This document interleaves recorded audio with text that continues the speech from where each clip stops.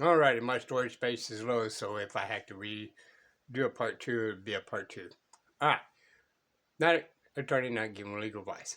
It's just my opinion. That's it. This video is just for you to think outside the box, especially this one. Now, there's a judge we like. Come find out he's getting pretty popular. And subscribe to Carolina. And because she does an awesome job of cop watching. Hey everybody, it's Carolina. Welcome back to the channel. First, I want to say that the judge in this video, I like him. And he's very respectful to the defendant's lawyers. He gives great advice. But it proves one point in particular, and that is that judges and prosecutors never look at the videos, the body cam footages. They rely too much on the written word of the police officers. And I'm going to prove it right here, right now. Today, the defense is going to argue there was no probable cause for an arrest. In other words, police, before they can arrest somebody, must have probable cause, and they get that because there's reasonable, articulable suspicion of a crime. Here are the actors. We have the judge, the defendant, and the defendant's lawyer. Supposedly, the defendant caused a crime, and defendant's lawyer's job is to keep him out of jail and to set him free. He has to convince the judge that that's going to be necessary. On the other side, here's a better picture. We have the people trying to put him in jail. That would be the DA, but he's also called the prosecutor of the state. He can be called the district attorney. Their job is to prove beyond a reasonable doubt that someone committed a crime and they deserve to go to jail. Here's the reason for the video. Alright, so we're going to even pause there right there, right quick, right? By watching him, we also know how vague, and I call it absolute vague, and ambiguous, absolutely, of what the instruments are that the officer brings into the prosecutor, DA, whatever you want to call them. Judges and prosecutors rely too much on what is written in reports and what police officers say, rather than looking at the body cam footages to get the truth. Let's listen in, shall we? Clever. So at that point, I mean, that's what we have. Okay. Yes, that's what he thinks he has, but he's getting all this information from the police reports that are written by the police. Get it? Right, Mr. Zenon, there's always two sides to the story. I get it. This is just probable cause. It doesn't mean that you're guilty of this offense. It's just probable cause. That, in and of itself, is it enough to continue an investigation? And it is, because it's a potential terroristic threat. Right? So they have enough to go forward to investigate. They start investigating, and then they find that you have a felony open warrant, and then they find there was something else. Was there another warrant that you said? It's the aggravated assault with judge. I also would like to point out that they end up putting him in the car, and at that point, he basically just goes blank like this, for them being unable to effectuate an arrest. And Judge... you think that's an interference? I don't. I mean, I think the intent of the law within itself is that you're interfering with their investigation for something else. He did not interfere with anything. Well, let's read the code. Let's read it. Because, I mean, there's no better way. Let's read it. Now, at this point, I was very surprised that the judge did not know instantly what interference is. And to me, interference means you're interfering with somebody else's interaction with the police or something else that they're doing, not with yourself. Because if you do something wrong to yourself, you can get other charges for that. In other words, resisting arrest is on you. But if you're interfering with someone else who's getting arrested, that would be interference on you. I always try to think of it like the football term, interference. You can get called on interference because you interfere with a player who's trying to catch a ball legally, you see. He's going to look it up, and we're going to see what they have to say about it. It was only him involved in this situation, not somebody else. I'll give you... All right. From the time that you first call us, you can trust that we're going to come out and adequately assess your roof based on your needs. Okay, you ready? A person commits an offense if the person with criminal negligence interrupts, disrupts, impedes, or otherwise interferes with Number one, a peace officer while the peace officer is performing a duty or exercising authority imposed or granted by law. Two, a person who is employed to provide emergency medical services, a firefighter. Number three, for an animal under supervision. Now, so I guess it's a person, it interrupts, disrupts, impedes, or otherwise interferes with, number one, a peace officer while the peace officer is performing a duty or exercising authority imposed or granted by law. That is the vaguest thing I've ever heard in my life. I mean, come on. It is. Okay, so the cop can claim anything is interfering with public duties. I mean, constitutionally, that is the vaguest thing I've ever heard of. Judge, that's statute. You'll find no argument with me, right? It is. Now, we're going to just pause right there for my behalf, okay? Again, not attorney. That is absolute vague and ambiguous, absolutely. And you must rebut. Always rebut, okay? And because according to this statute, invoking your Fifth Amendment right is obstructing. Invoking the Fourth Amendment is obstructing. According to the statute, every single Constitution standing is a violation to the statute. All right? And again, just take it with a grain of salt. So, they talk about him going limp. Okay? I don't think they started right now, but he goes limp. Well, there's no law saying I have to assist them. Okay? Because when you're arrested and you walk with the handcuffs to the car, you are consenting to be taken to jail. That is a consent. Okay? Now, you're going to have attorneys argue about this, and you may have judge argue about this, but they don't want you to know this. But it is a form of consent. Some of them auditors are, well, we're going to arrest you, and they stick your arms right out there. Well, there you go. Well, no, that's consenting. Do not give them your consent. All right? So when you do this, you must tell them that you're not resisting. You're just not assisting in their kidnapping. And for the bond, which is what I like to call, what is that word? Ransom, right? Because that's all it is. It's a legalized kidnapping and a legalized ransom. That's all it is. Pretty vague. It is. He's got bigger issues. I mean, they should have taken the other charges, is my whole point. I mean... But he's disrupting the officer while he's trying to discharge a duty, right? The officer's trying to arrest him and put him in the car, and he's not letting him do it. I mean, that's assuming... He must comply, or he must go ahead and give his consent to be taken. Now, don't resist. If you go limp, you're not resisting, because resisting's pulling away or stiffening, which is natural, but most of the time they call it pulling. Okay? Just go limp. Okay? Now you're not assisting. Make them carry you. When you're in jail, don't even change your clothes. Don't take your own clothes off. You don't want to be there. If you take your own clothes off, you are consenting to the strip search. And you're consenting to use their uniform. Everything is about consent. This is where the legalese twisted these words to bypass the Constitution and using trickery of words and misleading us into all this consent stuff. They even had the right to do that. I mean, he's 0.1 It's an miles open away. felony warrant. They didn't even know about the warrant. They didn't know about the warrant until after. So, I mean, that comes after all of this.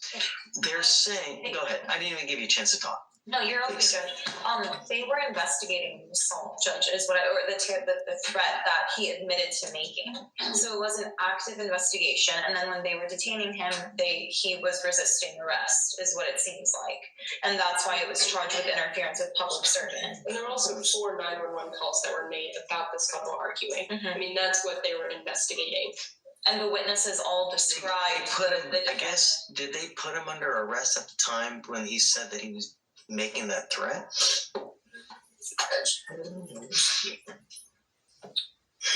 And with being I mean, 0.1. did they have the authority to arrest at that time? Right? So I think it was during their investigation, the defendant admitted to threatening, that he would slap into a misclaim. And it's at that point they start to put him under At arrest? that point, they ran him through the NCIC and they found that there was an active warrant, and then they informed him that he was in custody. We're going to pause right there. If you're kind of right, step back. This guy right here is basically, I did not say these things. For argument's sake, what if he did not say it? Well, then the police still lied on their police report of the instrument to charge him with. All right? So, again, I don't know. I'm just saying that by his actions, like, no, that's not even true. Just saying. Okay, then that's a resisting from what they're using to say he's pushing back or pushing. Remember, That's I a mean, resisting. That's not interference could with be- public duties. But it could be that a set of facts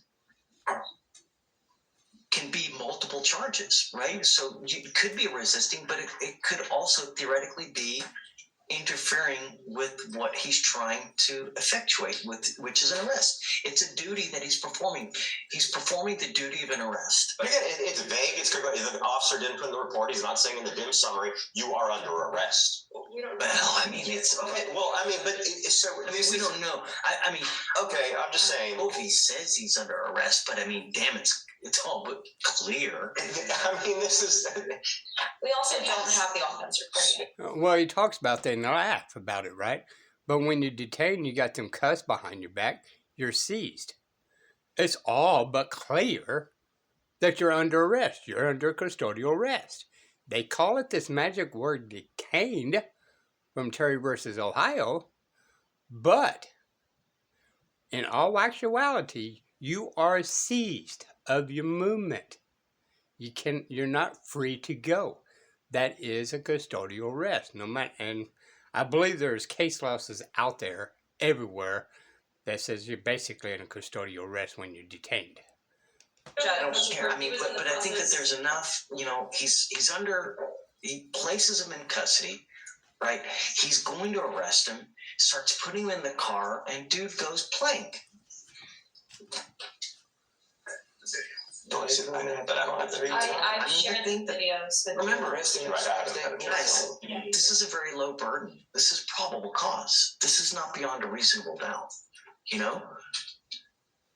Beyond a reasonable doubt is a different standard. This is just to see if there's enough to go forward.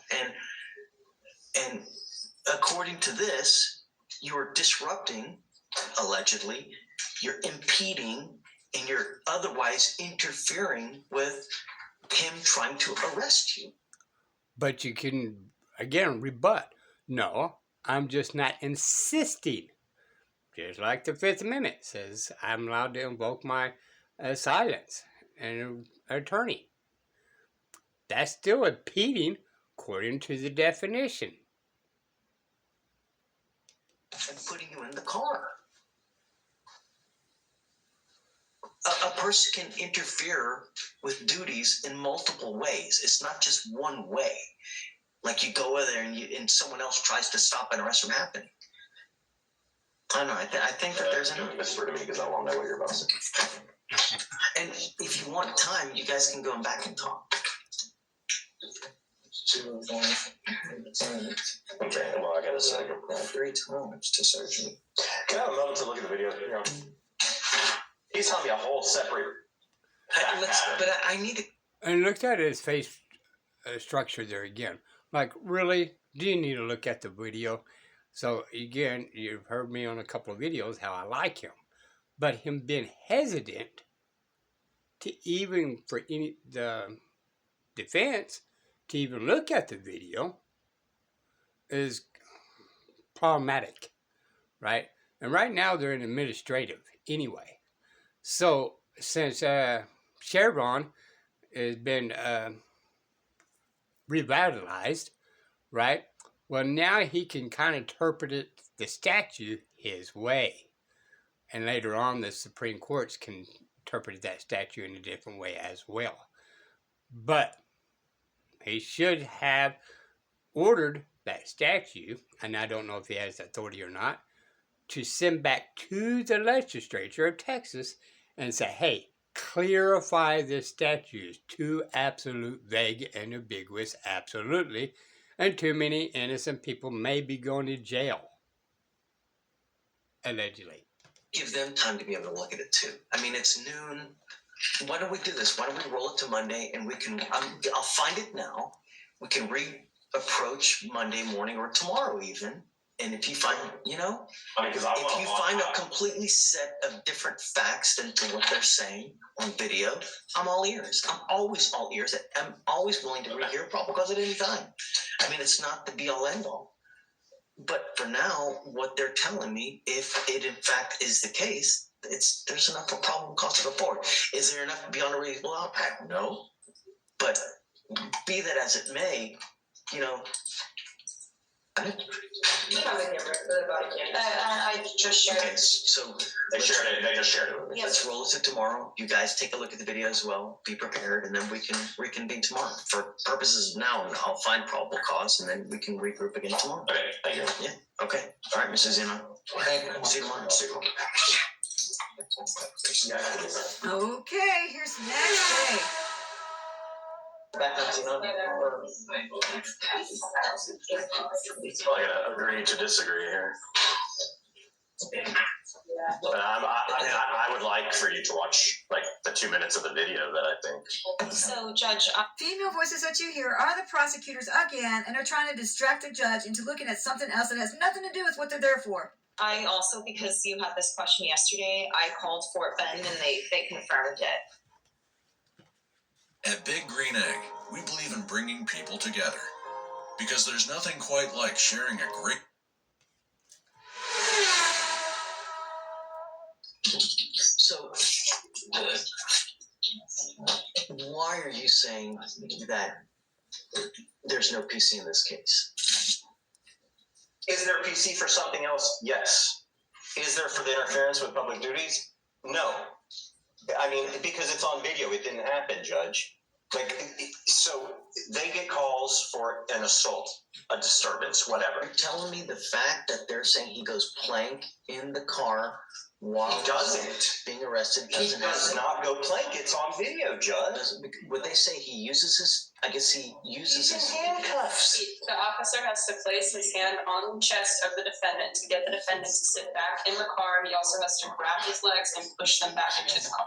Yesterday, this judge told these two dummies to watch the video. The statement she just made is going to prove that she did not. Then the other dummy's going to chime in. Why do we have body cam footages if they're not going to look at them? Because that's what's going to prove innocence. We also watched the video. We watched the video and we have a timestamp, Judge. Could it be that okay, so I know that a lot of times when they're putting a defendant into the car, they need help, right? They're unable to do that themselves, or is he actively resisting getting into the car? He tried exiting the vehicle, Judge. And that's why they had to push him back into it. He leans forward. He's yelling at his mom. Record. Call. The third time they have taken him out. This is 3 times. They put him in the car and they take him out so they can search him. The cop is sitting there going, oh, we'll search him again. We can search him 20 times. If you feel you need to search him 20 times, search him 20 times for your safety. The cop doesn't even know what he's charging him with. DA hasn't even got the cop's sitting there going, we're getting you for resisting transport. Resisting transport. That is what the cop thinks he's taking of it. DA, Officer Singh, it's a 27-minute video. Okay? At no point is the DA's office called to this point. Okay? That happens after. Fine. For an assault, they can argue. I can argue case law. Ford v. State, specific articulable facts of crime may have occurred. Fine. They are there on an assault. Okay? They didn't take an assault. So then they detain him, right? They find that he has the warrant. So, okay, you're taking him in on the warrant. Fine. Judge, it's common for officers to conduct an investigation before they call intake. Now, to clarify, how is two different people watching the same video coming up with two different answers that's really clear? And watch the face of the prosecutor. That's not an abnormal. Yeah, I mean, that's neither here nor there, but the question is he impeding the arrest or the function of arrest? Because I guess that you guys are basing the interference on the fact that he's not allowing him. The prosecutors got their head down,